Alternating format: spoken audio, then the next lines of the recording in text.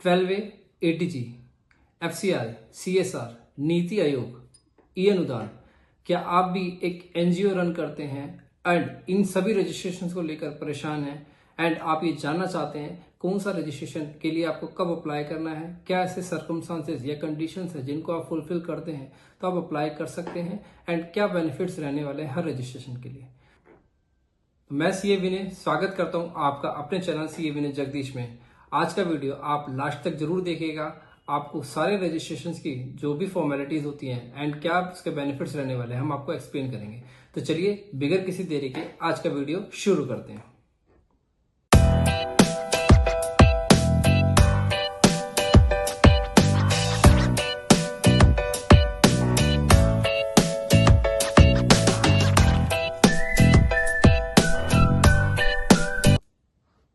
देखिए, वीडियो शुरू करने से पहले एक रिक्वेस्ट है, अगर आपको आज हमारा वीडियो अच्छा लगता है तो please like, share and subscribe our YouTube channel CA Vinay Jagdish.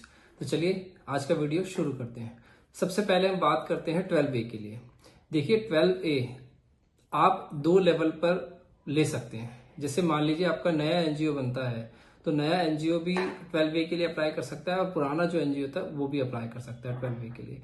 12A का जो पर्पस होता है वो बेसिकली होता है जितने भी आप डोनेशन लेते हैं, जितना भी आपने through out the financial year या थ्रू आउट द जो भी आपका वर्किंग है उस पीरियड जो भी डोनेशन लेते हैं, अगर उस डोनेशन के अगेंस्ट आप 85% एक्सपेंसेस कर देते हैं टुवर्ड्स आपकी जिस भी पर्पस के लिए आपने अपना एनजीओ बनाया है, अगर उस पर्पस के लिए आप एक्सपेंसेस कर देते हैं तो आपको जो रिमेनिंग 15% होता है वो एग्जाम्प्ट हो जाता है। सिंपल सा यही पर्पस होता है 12A का। इसके बाद देखिए एटीजी होता है। अब एटीजी का अल्टीमेटली रीजन क्या होता है, क्यों एनजीओ को लेना होता है। देखिए जो भी पर्सन आपको डोनेशन देता है अगर उसको अपने इनकम टैक्स में रिलैक्सेशन चाहिए या इनकम टैक्स में बेनिफिट चाहिए, जैसे लेट से कोई एनजीओ है, अगर उस एनजीओ को मैंने कोई पैसा डोनेट किया तो अगर मेरे को अपना इनकम टैक्स में रिबेट चाहिए या इनकम टैक्स में आप ये मान लीजिए छूट चाहिए, इनकम टैक्स में बेनिफिट अवेल करना है, तो मेरे लिए सामने वाला एनजीओ के पास अगर एटीजी का सर्टिफिकेट है तभी वो मैं बेनिफिट ले पाऊंगा, अदरवाइज नहीं ले पाऊंगा। देखिए तो चलिए जान लेते हैं रिमेनिंग रजिस्ट्रेशन के बारे में भी। तो सबसे पहले हम बात करते हैं सीएसआर रजिस्ट्रेशन के लिए। देखिए सीएसआर रजिस्ट्रेशन बेसिकली होता है कॉर्पोरेट्स जो प्रिस्क्राइब कंडीशंस जो फुलफिल करती हैं, अगर वो डोनेशन आप लेना चाहते हैं, अगर आप एलिजिबल होना चाहते हैं तो आपके लिए सीएसआर का रजिस्ट्रेशन होता है। इसके लिए आपको CSR 1 का एक फॉर्म होता है, मिनिस्ट्री ऑफ कॉर्पोरेट अफेयर्स की वेबसाइट पर जाकर आपको फाइल करना होता है। ये सर्टिफिकेट आपको रजिस्ट्रेशन ग्रांट हो जाता है। बट इसकी देखिए कंडीशन ये है, जितना जो भी आपका एनजीओ है वो एग्जिस्टेंस में होना चाहिए 3 इयर्स के लिए। जब आपका एग्जिस्टेंस में हो जाता है 3 इयर्स के लिए आप तभी आप अप्लाई कर सकते हैं, अदरवाइज आप अप्लाई नहीं कर सकते CSR रजिस्ट्रेशन के लिए। देखिए 12A एंड ATG के लिए आपके पास कोई कंडीशन नहीं थी, आप कभी भी अप्लाई कर सकते हैं। CSR के लिए आपके लिए कंडीशन है कि आपका जिस दिन 3 इयर्स हो जाना चाहिए जब भी आप रजिस्ट्रेशन के लिए अप्लाई करना चाहते हैं। इसके बाद FCRA रजिस्ट्रेशन की बात करते हैं। देखिए FCRA के रजिस्ट्रेशन के लिए अगेन आपको 3 इयर्स का विंटेज होना चाहिए। 3 इयर्स का मीन्स आपके पास एग्जिस्टेंस होना चाहिए। इसके अलावा जितने भी पिछले 3 साल हैं 10 लाख से ज्यादा का आपके पास डोनेशन, 10 लाख से ज्यादा का डोनेशन आपको रिसीव होना चाहिए एंड वो भी आपको अपनी चैरिटेबल एक्टिविटीज या रिलीजियस एक्टिविटीज के लिए टुवर्ड्स उसके लिए यूज करना होना चाहिए, तभी आपको FCRA का रजिस्ट्रेशन मिलता है, अदरवाइज नहीं मिलता। इसके अलावा देखिए एक ई अनुदान का एक पोर्टल है जो बेसिकली गवर्नमेंट जो डिपार्टमेंट्स होते हैं, जितने भी गवर्नमेंट डिपार्टमेंट होते हैं वहां के लिए पॉलिसीज अलग अलग टाइम पे डोनेशंस, जैसे मान लीजिए कोई एक्टिविटी करना चाहता है कोई पर्टिकुलर डिपार्टमेंट, उसके लिए कोई एनजीओ वो अपॉइंट करना चाहता है, जैसे मान लीजिए चाइल्ड एजुकेशन के लिए काम करना चाहता है, उसके लिए देखिए एक तो होता है स्कूल्स बनाना। स्कूल्स के अलावा काफी सारे ऐसे वोकेशनल कोर्सेज होते हैं जिसके लिए एनजीओ अपॉइंट होते हैं। उस एनजीओ अपॉइंट करने के लिए डिपार्टमेंट क्या होता है, समय समय पे ग्रांट सब्सिडीज जो होती हैं वो ग्रांट करता है। उसके लिए आप ई अनुदान का पोर्टल आपके लिए अवेलेबल है, ई अनुदान के पोर्टल के थ्रू आप अप्लाई कर सकते हैं। इसके अलावा एक नीति आयोग का एक डिपार्टमेंट है, ये भी अगेन जैसे वहां पर अलग अलग डिपार्टमेंट होते हैं वैसे ये नीति आयोग भी एक डिपार्टमेंट का पोर्टल ही है, सेंट्रल गवर्नमेंट का पोर्टल ही है, जिसके थ्रू आप डोनेशन जो ग्रांट्स होते हैं उसके लिए आप अप्लाई कर सकते हैं। ये सिंपल से रजिस्ट्रेशन होते हैं आज के समय में जो हर एक एनजीओ के पास होने चाहिए। अब इसके बाद हम बात करेंगे हर रजिस्ट्रेशन की क्या कंप्लायंसेस हैं। तो चलिए बिगर किसी देरी के वो भी हम आपसे, तो चलिए सबसे पहले हम बात कर लेते हैं CSR डोनेशन के लिए। देखिए CSR डोनेशन के लिए एज सच कोई स्पेसिफिक एनजीओ के लिए कोई गाइडलाइंस नहीं है कि आपको कोई पर्टिकुलर फॉर्म फाइल करने की जरूरत है। ऑल्दो जब किसी एनजीओ की बैलेंस शीट ऑडिट होती है, जब ऑडिट होती है, तो उसपे जो अनेक्शर्स होते हैं, उस अनेक्शर्स में आपको प्रॉपर्ली डिस्क्लोज करना होता है किस तरह की एनजीओ ने किस कॉर्पोरेट सेक्टर से डोनेशन रिसीव किया है और उसको कहां पर आपने यूटिलाइज किया। तो ये एक मेन ऑब्जेक्टिव रहता है सीएसआर डोनेशन को, जो आपको फाइनेंशियल स्टेटमेंट में डिस्क्लोज होना चाहिए।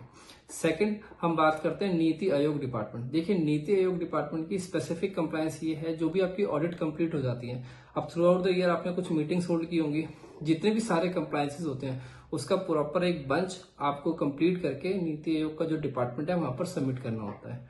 इसके अलावा आपका ई अनुदान का पोर्टल है, ई अनुदान के पोर्टल की ऐसा कोई स्पेसिफिक रिक्वायरमेंट नहीं है जो आपको फुलफिल करनी होती है।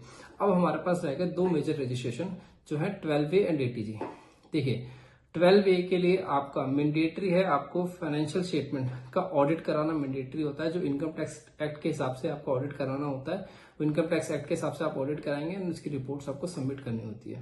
देखिए, इसके लिए टेक्निकल फॉर्म है, वो भी हम आपके साथ डिस्कस करेंगे। जो 10B होता है, 10BB होता है एक फॉर्म। अब आपको रजिस्ट्रेशन होता है 12A का, वो पहले प्रोविजनल होता है, फिर फाइनल रजिस्ट्रेशन होता है। प्रोविजनल के लिए आपको 10A अप्लाई करना पड़ता है, फाइनल के लिए 10AB। ये टेक्निकल लैंग्वेज है, वो भी हम लेटर ऑन आपके साथ डिस्कस करेंगे, एक एक पॉइंट डिस्कस करेंगे। अभी सिंपल लैंग्वेज में हम आपको बता रहे हैं 12A किस लिए होता है एंड उसकी क्या रिक्वायरमेंट है। बेसिकली यहाँ पर बता रहे हैं 12A आप अप्लाई कब कर सकते हैं, और जो आपने अप्लाई कर लिया और आपको सर्टिफिकेट ग्रांट हो गया तो उसके लिए आपको क्या क्या कंडीशन, क्या क्या कंप्लायंस है जो फुलफिल करनी होगी। तो 12A के लिए हमने आपको बताया एक ऑडिट कराना होता है। अब देखिए, इसके अलावा एक 80G रह गया। 80G के लिए एक फॉर्म होता है 10BD। बेसिकली इसमें क्या होता है, आपको जितने भी आपने through out the period, through out the financial year जितने भी आपने डोनेशन रिसीव किया है उसका प्रॉपर डिस्क्लोजर देना होता है कि पर्सन का नाम क्या था जिससे पैसा आपने रिसीव किया, उनका पैन नंबर क्या था, उनका एड्रेस क्या था, कितना अमाउंट रिसीव किया, कैसे रिसीव किया। ये प्रॉपरली एक फॉर्म होता है, वो इनकम टैक्स पोर्टल पे ही फाइल होता है। उसी के बेसिस पे सामने वाला पर्सन जो है डोनेशन का बेनिफिट ले सकता है। तो 80G का भी हमने आपको बता दिया। इसके अलावा लास्ट में रह गया FCRA। देखिए, FCRA का क्या होता है, आपको एक FC4 फॉर्म होता है, आपको एनुअल रिटर्न एक फाइल करनी होती है। बेसिकली एनुअल इंटीमेशन होता है जिसमें कि आपको डिस्क्लोज करना होता है थ्रू आउट द ईयर आपको फाइनेंशियल डोनेशन, फॉरेन डोनेशन कितना मिला और अदर देन फॉरेन डोनेशन कितना मिला। FCRA बेसिकली होता इसीलिए है कि आपको फॉरेन रेमिटेंस, फॉरेन से जो आउटसाइड इंडिया जो डोनेशन होती है वो रिसीव करनी होती है, उसके लिए आपको अप्लाई करना होता है, उसके लिए वेट करना होता है। तो आपको FC4 जो रिटर्न है उसमें प्रॉपर्ली आपको डिस्क्लोज करना होता है इंडियन सोर्सेज से आपने कितना पैसा रिसीव किया और आउटसाइड इंडिया से कितना पैसा रिसीव किया, और जो फॉरेन सोर्सेज से जो पैसा कलेक्ट किया उसमें से एडमिनिस्ट्रेशन के टुवर्ड्स कितना खर्चा किया है, अदर देन एडमिनिस्ट्रेटिव एक्टिविटीज के टुवर्ड्स कितना एक्सपेंसेस किया। तो ये प्रॉपर्ली आपको FC4 की जो रिटर्न होती है उसमें डिस्क्लोज करना होता है। तो ये सिंपल सी कंप्लायंसेस रहती है ईच एंड एवरी रजिस्ट्रेशन किस लिए, जो हमने आपके साथ डिस्कस की।